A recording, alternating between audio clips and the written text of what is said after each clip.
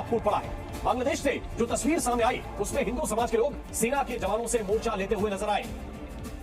हिंदुओं पर हो रही हिंसा के खिलाफ हिंदू समाज के लोग ढाका में सड़क पर उतरकर प्रदर्शन कर रहे थे, लेकिन वहां तैनात बांग्लादेश सिक्योरिटी फोर्सेस ने उनको प्रदर्शन करने से रोकने की कोशिश की। इसके बाद हिंदू समाज के लोगों का गुस्सा फूट पड़ा और वो जवानों से ही भिड़ गए। बांग्लादेश में अल्पसंख्यक हिंदुओं से ऐसा सलूक किया जा रहा है जिसे बहुसंख्यक मुस्लिम आबादी उन्हें देश से निकाल ही देना चाहती है। उन पर कहर ढाया जा रहा है, उनके मकानों में लूटपाट, आगजनी और हत्याएं तक की गई हैं। उनके साथ कितनी बर्बरता हुई, कितने हिंदुओं को मौत के घाट उतार दिया गया। बांग्लादेश की prime minister Sheikh Hasina resign देकर भारत भाग आती है। अगर वो भागकर भारत नहीं आती तो उनके साथ वहाँ बहुत बुरा हो सकता था। एक तो उन्हें जेल में डाल दिया जाता, वरना उनका वहाँ कत्ल हो जाता। वो बांग्लादेश के मिलिट्री के हेलीकॉप्टर में बैठकर भारत आती है। दिल्ली के नजदीक जो हिंडन एयरबेस है वहाँ पे वो पहुँचती है। वहाँ पहुँचने के बाद उनसे हमारे जो NSA है, राष्ट्रीय सुरक्षा सलाहकार अजीत डोवाल जी, वो उनसे मिलते हैं। इसके बाद शेख हसीना कहाँ गई, वो कहाँ रहती है, वो भारत कितने दिन रहने वाली है, भारत से वो कहाँ जाने वाली है, इसके बारे में कोई भी जानकारी किसी को नहीं है। शेख हसीना बांग्लादेश की प्राइम मिनिस्टर थी, इस्लाम धर्म से थी, फिर भी अपनी जान बचाकर वो भारत भाग आई। जो बांग्लादेश में 1 करोड़ से ज्यादा हिंदू है, उनका क्या, वो कहाँ जाए भाग के। आज बांग्लादेश में रहने वाले हिंदुओं के सर पे मौत का साया मंडरा रहा है। अब वो जान बचाकर भागे तो कहाँ भागे। देखते हमारा देश उनकी क्या मदद कर सकता है। बांग्लादेश में आज हिंदुओं पे बहुत अत्याचार हो रहे हैं। वहाँ पे एक हिंदू टीचर थी मृणाल चटर्जी, उनका कत्ल कर दिया गया। एक हिंदू संगीतकार है राहुल आनंद, उनका घर जला दिया। काली माता मंदिर, इस्कॉन टेम्पल, शनि मंदिर, इनकी मूर्तियां तोड़ी गई, इन मूर्तियों का अपमान किया गया, मंदिर तोड़े गए, मंदिरों को जला दिया गया, कई सारे हिंदू लोगों के घरों को जला दिया गया, कई हिंदुओं को मार डाला। क्यों इतना विध्वंस क्यों हो रहा है? गिनती तो नहीं है, मगर गिन ना सके इतने हिंदू घरों को लूटकर उन घरों को जला दिया गया। कई हिंदुओं के कत्ल हुए। बांग्लादेश में आंदोलन हो रहे थे। प्रदर्शनकारी जो थे वो थे छात्रों की सारी मांगे पूरी की गई। इतना ही नहीं, शेख हसीना भी बांग्लादेश छोड़कर भारत चली गई। तो फिर इतना सब हो गया, तो ये जो आंदोलन था ये सच में रिजर्वेशन के लिए था? क्योंकि ये जो आंदोलन करता है, जो बहुत गुस्से में है, ये सबसे ज्यादा नुकसान पहुंचा रहे हैं हिंदुओं को। अब तो ऐसे लग रहा है कि ये जो आंदोलनकारी है ये छात्र नहीं है, बल्कि ये बांग्लादेश नेशनल पार्टी के जिहादी या जमाते इस्लाम के लोग हैं, जो छात्रों के आंदोलन का फायदा उठाकर हिंदुओं को टारगेट कर रहे हैं। 1971 में बांग्लादेश जब आजाद हुआ, तब आजाद बांग्लादेश के पहले प्राइम मिनिस्टर बने शेख मुजीबर रहमान। ये जो अभी जो शेख हसीना है उनके पिता है। तो उन्होंने जब शपथ ली, उसके बाद उन्होंने जो पहला संविधान बना बांग्लादेश का, उसमें लिख दिया कि बांग्लादेश ये हमेशा सेक्युलर रहेगा। इसके अलावा जो स्वतंत्रता सेनानी लड़े बांग्लादेश को आजाद करने के लिए, उनके लिए उन्होंने गवर्नमेंट जॉब में 30% रिजर्वेशन रखा था और 10% उन महिलाओं के लिए रिजर्वेशन रखा था जिनके साथ आजादी के वक्त अत्याचार हुआ था। बांग्लादेश के गवर्नमेंट जॉब में पहले 30% आरक्षण जो है वो फ्रीडम फाइटर्स के लिए था, 10% आरक्षण उन पीड़ित महिलाओं के लिए था जो फ्रीडम के टाइम पे पीड़ित हुई है, और जो 10% है वो बैकवर्ड डिस्ट्रिक्ट्स के लिए था, 5% माइनॉरिटीज के लिए था, 1% विकलांगों के लिए था, और जो 44% है वो मेरिट बेस्ड था, मतलब ओपन कैटेगरी के लिए। 56% सीटें जब रिजर्व होगी तो आम जनता को गवर्नमेंट जॉब मिलना कितना कठिन है। 54 इयर्स कंप्लीट हो गए हैं बांग्लादेश को आजाद हुए, लेकिन आज भी फ्रीडम फाइटर्स की जो फैमिलीज है उनको 30% रिजर्वेशन मिल रहा है गवर्नमेंट जॉब में। और एक्चुअली जो बांग्लादेश की टोटल पॉपुलेशन है उसमें से फ्रीडम फाइटर्स की जो पॉपुलेशन है वो 0.13% है, इससे भी कम है, लेकिन इन लोगों को मिल रही है 30% रिजर्वेशन फॉर गवर्नमेंट जॉब। और यही एक वजह थी जिसके कारण छात्रों ने अपना आंदोलन शुरू कर दिया था। 2018 से छोटे मोटे आंदोलन शुरू हो गए थे इसके खिलाफ।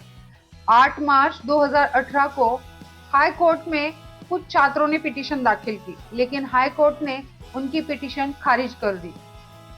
एक्चुअली 1971 में जो फ्रीडम फाइटर्स आजादी के लिए लड़े थे, उन्हें 30% आरक्षण मिला था गवर्नमेंट जॉब में। वही आरक्षण 1997 में उनके बच्चों के लिए भी कंटिन्यू किया गया, लेकिन इसके बाद जब 2010 में नया रूल आया, उसमें भी जो फ्रीडम फाइटर्स थे उनके ग्रैंड चिल्ड्रन के लिए भी 30% आरक्षण एज इट इज रखा गया। इससे छात्रों की नाराजगी बढ़ने लगी। छात्रों की नाराजगी शेख हसीना सरकार के प्रति भी बढ़ने लगी थी, क्योंकि शेख हसीना सरकार ने ये जो 30% आरक्षण था, इस पर फिर से मोहर लगा दी थी और छात्रों का एक ही कहना था कि ये जो आरक्षण है ये हटा दे। लेकिन शेख हसीना का एक ही कहना था कि ये जो 30% आरक्षण है, ये उनके पिता ने फ्रीडम फाइटर्स को दिया हुआ है, ये उनकी लेगेसी है और वो लेगेसी कंटिन्यू करना चाहती थी। ये जो रिजर्वेशन है, ये प्रॉब्लम नहीं है। रिजर्वेशन की वजह से बांग्लादेश में जो बेरोजगारी बढ़ी, ये प्रॉब्लम है। एक्चुअली इसके खिलाफ छात्रों ने एक बार कोर्ट में पिटीशन दाखिल की थी और कोर्ट ने ये जो फ्रीडम फाइटर्स है, इनका ये जो आरक्षण ये एक बार रद्द भी कर दिया था। लेकिन फिर से फ्रीडम फाइटर्स की फैमिली कोर्ट जाती है और इसके बाद कोर्ट के तरफ से फिर से ये डिसीजन आता है कि फ्रीडम फाइटर्स की फैमिली को आरक्षण दे दिया जाए। और ये सब बातों में ये जो जिनको जॉब नहीं मिलती है, जो बेरोजगार है, ये पिसते रहते हैं और इसकी वजह से ये जो आंदोलन है, ये धीरे धीरे रौद्र रूप लेने लगता है। 2024 से आंदोलन बहुत तेजी से बढ़ने लगते हैं, जिसकी वजह से बांग्लादेश का पूरा माहौल खराब हो जाता है, हिंसाचार बढ़ने लगता है।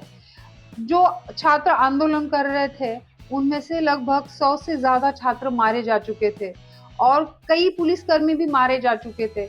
ये सब देखते हुए सुप्रीम कोर्ट फैसला लेता है 93% जॉब जो होंगे वो मेरिट बेस होंगे और 7% जो रिजर्वेशन होगा उसमें 5% रिजर्वेशन फ्रीडम फाइटर्स की फैमिली को होगा और 2% रिजर्वेशन डिसेबल और माइनॉरिटीज के लिए होगा। लेकिन सुप्रीम कोर्ट के इस फैसले से छात्र खुश नहीं होते हैं। छात्रों का अब भी यही कहना था कि ये जो 5% जो फ्रीडम फाइटर्स की फैमिली को दिया है, ये क्यों देना है, उनको जरूरत क्या है अभी आरक्षण की। 54 इयर्स हो गए अभी बांग्लादेश आजाद होके। सुप्रीम कोर्ट के फैसले के बाद छात्रों की कुछ मांगे थी। उनका ये कहना था कि सबसे पहले ये जो प्राइम मिनिस्टर शेख हसीना और उनका मंत्रिमंडल है, इन्होंने जो गलत काम किए हैं, इसके लिए वो छात्रों से माफी मांगे। जिन छात्रों की जान जा चुकी है और जिनकी वजह से उनकी जान गई है, उन्हें कड़ी से कड़ी सजा दी जाए। छात्रों ने जो अपनी मांगे सुप्रीम कोर्ट के सामने रखी थी, सुप्रीम कोर्ट उस पर काम कर रहा था, लेकिन सुप्रीम कोर्ट ने जो पहले फैसला दिया था उस पर जो शेख हसीना सरकार थी वो एक्शन नहीं ले रही थी। पुलिस जो थी वो छात्रों को टॉर्चर कर रही थी। मिलिट्री वाले सड़कों पर घूम रहे थे जैसे कर्फ्यू लगा हो। 36 अनआइडेंटिफाइड मृत शरीर दफनाए गए, पता नहीं किसके। अब बढ़ते हैं, क्यों छात्र इतने बौखलाए हुए हैं, क्या जुल्म हुए हैं उन पे।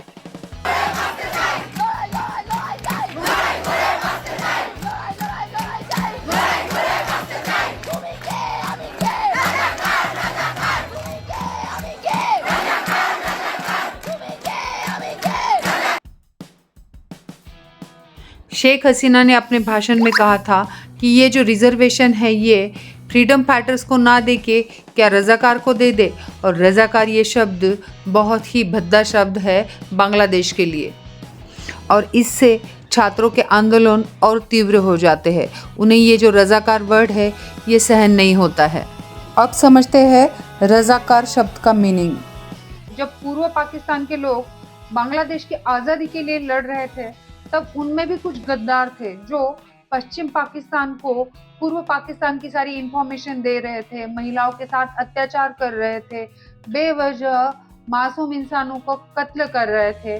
तो इन लोगों को उस वक्त रज़ाकार कहा जाता था। रज़ाकार मतलब गद्दार, और ये रज़ाकार जो शब्द है ये बहुत ही भद्दा शब्द है बांग्लादेश के लिए। 1 जुलाई 2024 को छात्रों के आंदोलन शुरू हो जाते हैं। आंदोलनकारी गवर्नमेंट से खफा होने के कारण आंदोलन बहुत ही जल्दी रौद्र रूप ले लेता है। हाईकोर्ट ने रिजर्वेशन को लेकर जो डिसीजन दिया, इसके खिलाफ छात्रों के प्रदर्शन बढ़ने लगे। प्रदर्शन एक्सट्रीम लेवल तक चले गए, जिसके कारण शेख हसीना सरकार ने ये जो छात्र विध्वंस कर रहे थे, तोड़फोड़ कर रहे थे, उनको गिरफ्तार कर उनको जेल में डाल दिया। अब छात्रों के प्रदर्शन इसकी वजह से कम नहीं हुए, वो बढ़ने लगे। वो एक्सट्रीम लेवल तक जाने के कारण फिर इंटरनेट सेवाएं बांग्लादेश में बंद कर दी गई। शेख हसीना सरकार जब छात्रों के साथ सख्ती से पेश आने लगी, तब ये जो प्रदर्शन है ये थमना कठिन हो गया। और इसके बाद जो छात्र थे उन्होंने फेसबुक थ्रू VPN यूज कर एक दूसरे को अपडेट देना स्टार्ट कर दिया।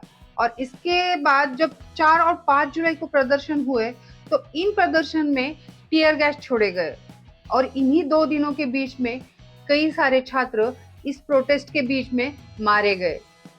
आंदोलन कंट्रोल करने के लिए बांग्लादेश सरकार, पुलिसकर्मी, मिलिट्री सभी लगे हुए थे, लेकिन आंदोलन थमने का नाम नहीं ले रहा था। 1 जुलाई से जो आंदोलन शुरू हुए तो 20 जुलाई तक लगभग 100 छात्र मारे जा चुके थे और 19 से ज्यादा पुलिसकर्मी भी मारे जा चुके थे। सिर्फ ढाका ही नहीं, पूरा बांग्लादेश झुलस रहा था। दंगे थमने के नाम नहीं ले रहे थे। सिचुएशन बिगड़ती देख शेख हसीना की जो गवर्नमेंट है वो बांग्लादेश की इंटरनेट सुविधाएं बंद कर देती है। इससे जो प्रदर्शनकारी है वो और गुस्सा हो जाते हैं और एक बड़ी भीड़ प्रधानमंत्री निवास स्थान की तरफ बढ़ने लगती है। उसके बाद आर्मी चीफ वाकर उज़्ज़मान बांग्लादेश के प्राइम मिनिस्टर शेख हसीना को कॉल करते हैं और उन्हें सिचुएशन के बारे में पूरा अंदाजा देते हैं और उन्हें कहते हैं कि वो रिजाइन कर दे और उन्हें वो रिक्वेस्ट करते हैं कि तुरंत बांग्लादेश छोड़ दे। वो उनके लिए जो आर्मी का हेलीकॉप्टर है उसका भी अरेंजमेंट कर देते हैं। फिर अगले 40 मिनट में शेख हसीना रिजाइन दे देती है और उस हेलीकॉप्टर में बैठकर भारत चली जाती है।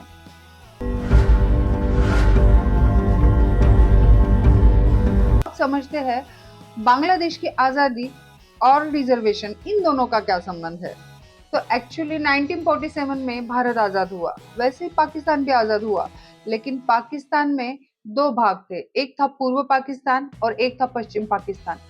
पश्चिम पाकिस्तान में जो मेन भाषा थी वो थी उर्दू और पाकिस्तान में जो रूलिंग पार्टी थी वो भी उस समय जो थी वो पश्चिम पाकिस्तान से थी और पूर्व पाकिस्तान में मोस्टली सारे लोग बंगाली बोलते थे। तो रूलिंग पार्टी उर्दू बोलने वाली थी और उन्होंने जो पाकिस्तान की राष्ट्रभाषा है उसे भी उर्दू कर दिया था। तो ये जो पूर्व पाकिस्तान था इन पर ये उर्दू भाषा थोपी जाने लगी और ये बात जो बांग्ला बोलने वाले लोग थे उन लोगों को मंजूर नहीं थी और फिर यहाँ से ही चिंगारी आगे भड़की और बांग्लादेश की आजादी की बात होने लगी। 1950 में पाकिस्तान की राष्ट्रभाषा उर्दू बनाई गई और तब से लेकर 1970 तक जो पाकिस्तान के लीडर्स थे, जो पूर्व पाकिस्तान और पश्चिम पाकिस्तान के लीडर्स थे, इनके बीच में कोई खास ऐसा रिश्ता नहीं था। पूर्व पाकिस्तान के जो लीडर्स थे उन लोगों को तब से ही लगने लगा था कि एक बांग्ला अलग से राष्ट्र होना चाहिए। 1970 में ग्रेट भोला चक्रवात हुआ और उस चक्रवात में पूर्व पाकिस्तान में लगभग 4 से 5 लाख लोग मारे गए और पाकिस्तान में पश्चिमी जो पाकिस्तानी लीडर्स थे इन लोगों की ही रूलिंग पार्टी थी और इन लोगों ने पूर्व पाकिस्तान में उस वक्त खास ऐसी कोई हेल्प नहीं की। मतलब वो समय पूर्व पाकिस्तान के लिए काफी कठिन समय था। फिर जब 1970 में इलेक्शंस हुए तब पाकिस्तान में 300 में से 162 सीटें जो पूर्व पाकिस्तान था उनको मिले और 138 सीटें पश्चिम पाकिस्तान को मिले। फिर भी 138 सीटें मिलने के बावजूद पश्चिम पाकिस्तान ने अपने गवर्नमेंट बनाई। 162 सीटें होने के बावजूद मुजिबुर रहमान की जो आवामी लीग थी ये सरकार नहीं बना पाई और इसके बाद होता ये है कि आवामी लीग जीत गई। इसका जो गुस्सा था पश्चिम पाकिस्तान पे, तो उन्होंने इसके कारण बंगाली लोगों पे अत्याचार करने शुरू कर दिए, औरतों पे अत्याचार करने शुरू कर दिए। शुरुआत में ऐसा था कि सिर्फ हिंदुओं पे अत्याचार होते थे, हिंदू लोग मारे जाते थे, हिंदू औरतों पे अत्याचार होते थे, बलात्कार होते थे, उनकी प्रॉपर्टी लूटी जाती थी। तब जो सेक्युलर कहने वाले मुस्लिम थे वो साइड में खड़े रहकर देख रहे थे तमाशा। लेकिन ये बात सिर्फ हिंदुओं तक नहीं रही, कुछ समय बाद फिर ये जो पश्चिमी पाकिस्तान था, इन्होंने पूर्व पाकिस्तान में रहने वाले मुस्लिमों पे भी अत्याचार करने शुरू कर दिए। पश्चिमी पाकिस्तानियों के कारण पूर्व पाकिस्तानियों पे जो अत्याचार हो रहे थे, इसमें लगभग 3 लाख लोग मारे जाते हैं। इसके बाद कई हिंदू बांग्ला जो थे वो पूर्व पाकिस्तान से भारत भाग आते हैं। अब इस सिचुएशन को हैंडल करने के लिए भारत सरकार बांग्लादेश के साथ जाती है और पाकिस्तान को इसकी बाद करारी हार झेलनी पड़ती है और बांग्लादेश आजाद हो जाता है। 1971 में भारत की मदद से बांग्लादेश आजाद हुआ और आजाद बांग्लादेश के पहले प्राइम मिनिस्टर बने शेख मुजीबुर रहमान। जब शेख मुजीबुर रहमान प्राइम मिनिस्टर पद की शपथ लेते हैं, तब वो कहते हैं कि बांग्लादेश हमेशा सेक्युलर राष्ट्र रहेगा। और इसके बाद उन्होंने जो फ्रीडम फाइटर्स थे उनके लिए जो गवर्नमेंट जॉब थी उसमें 30% रिजर्वेशन देने का वादा किया। और जो पीड़ित महिलाएं थी, मतलब जब बांग्लादेश आजाद हो रहा था तब पश्चिमी पाकिस्तान के लोगों ने कुछ महिलाओं पे अत्याचार किए थे, तो उन महिलाओं के लिए मुजीबुर रहमान ने 10% आरक्षण रखा था। अब आगे देखते हैं एक सेक्युलर राष्ट्र इस्लाम राष्ट्र कैसे बन गया और हिंदुओं को क्यों टारगेट किया जा रहा है। दोस्तों, आपने तस्लीमा नसरीन नाम सुना होगा। ये एक बांग्लादेशी लेखिका है। उन्होंने लज्जा नाम की एक किताब लिखी थी। लज्जा मतलब इसमें कोई मतलब एक महिला है और उसे कोई लज्जा आनी चाहिए, ये चीज नहीं है। इस किताब में उन्होंने ऐसे लिखा है कि एक जब आप इंसान बने हो, आपको भगवान ने जब एक इंसान बनाया है तो इंसान की कीमत करे। एक इंसान ही इंसान को जानवर की तरह मार रहा है, काट रहा है, तो इसमें लज्जा आनी चाहिए, ये बात लिखी। तो ये तस्लीमा नसरीन जब लज्जा किताब लिखती है तो उसको बांग्लादेश में मतलब जीने नहीं देते। वो बेचारी भागकर भारत आई है, आज भी वो भारत में रह के अपनी जिंदगी जी रही है।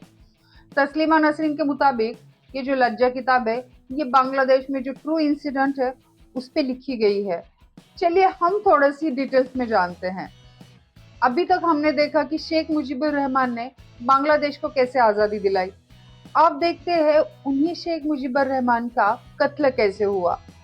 शेख मुजीबुर रहमान ने जब बांग्लादेश आज़ाद हुआ तो बांग्लादेश को सेक्युलर राष्ट्र घोषित किया और इसके बाद सिर्फ 5 साल में शेख मुजीबुर रहमान, उनकी पत्नी, उनके 3 बेटे, उनकी बहू, उनके पोते और एक रिश्तेदार, इनको उनके घर में घुसकर बांग्लादेश की ही आर्मी की एक टुकड़ी ने मार डाला।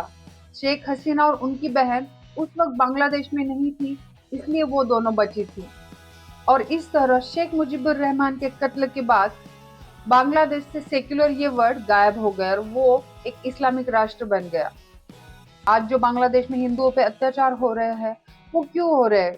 क्या लगता है ये सिर्फ छात्रों के आंदोलनों के कारण हिंदुओं पे अत्याचार हो रहे हैं? नहीं, छात्रों के आंदोलन और हिंदुओं पे अत्याचार ये 2 अलग बातें हैं। छात्रों के आंदोलन का सहारा लेकर ISIS, जमाते इस्लाम, इस तरह की कुछ और जो इस्लामिक ग्रुप्स है ये जानबूझकर हिंदुओं को टारगेट कर रहे हैं, उनकी प्रॉपर्टी लूट रहे हैं, उन पे अत्याचार कर रहे हैं, महिलाओं के साथ बलात्कार कर रहे हैं, मार डाल रहे हैं। मतलब आज बांग्लादेश जो जल रहा है, बांग्लादेश में जो दंगे हो रहे हैं, इसमें आप सच में बताओ कितने मुस्लिम लोगों को तकलीफ हुई है? नहीं हुई है, बहुत कम मात्रा है इसमें।